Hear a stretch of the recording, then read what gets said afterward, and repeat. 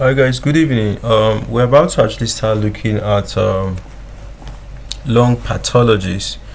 So when you're talking about lung pathology, you're basically talking about disease conditions of the lungs. So disease conditions of the lungs could be disease conditions that the individual got later on in life, or it could be disease conditions that basically they were born with it. Okay. So for the ones that were born with it, we call them the congenital ones. Alright. So we just want to have a video where we will have like a summary or an overview of all the congenital lung conditions. That's basically lung conditions that the individual was born with the issue. So let's quickly move to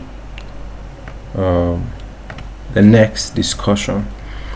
So for the congenital anomalies of the lungs, first of all, you should know that they are rare developmental malformations. So they are present at birth. That means the person was born with the condition. The person had the condition right inside their mom. So a lot of causes, right, could be due, a lot of mutations can cause it. Then of course you can have a lot of symptoms. Sorry, I'm just trying to arrange myself. So let's look at the examples of these words, congenital issues of the lungs. So the first one we'll be addressing, the first example which we'll be looking at is what is known as the Congenital Pulmonary Airway Malformation. Okay, Congenital Pulmonary Airway Malformation. So that one just have to do with, can I see it?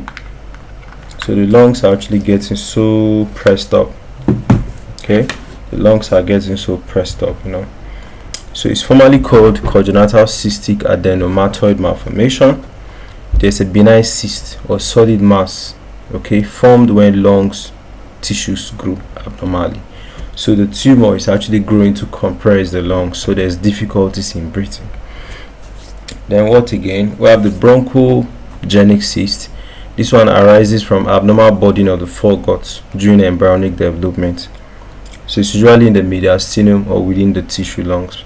So it's often asymptomatic, but can also cause airway compressions.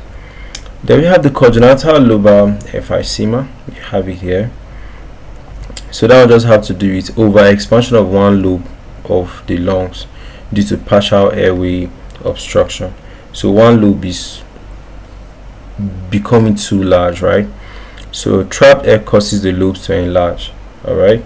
So there's respiratory distress. Then I think finally, you have the pulmonary sequestration. That one, a mass of non-functioning lung tissues that has no normal connection to the bronchial tree, receive blood supply from systemic circulation. So we have the intralobar sequestration located within a lobe. We have the extralobar sequestration is separate from the normal lungs. So complications is there's recurrent respiratory tract infections. So this is just like an overview or introduction to the congenital anomalies of the lungs. Let's move on as we keep discussing them one by one.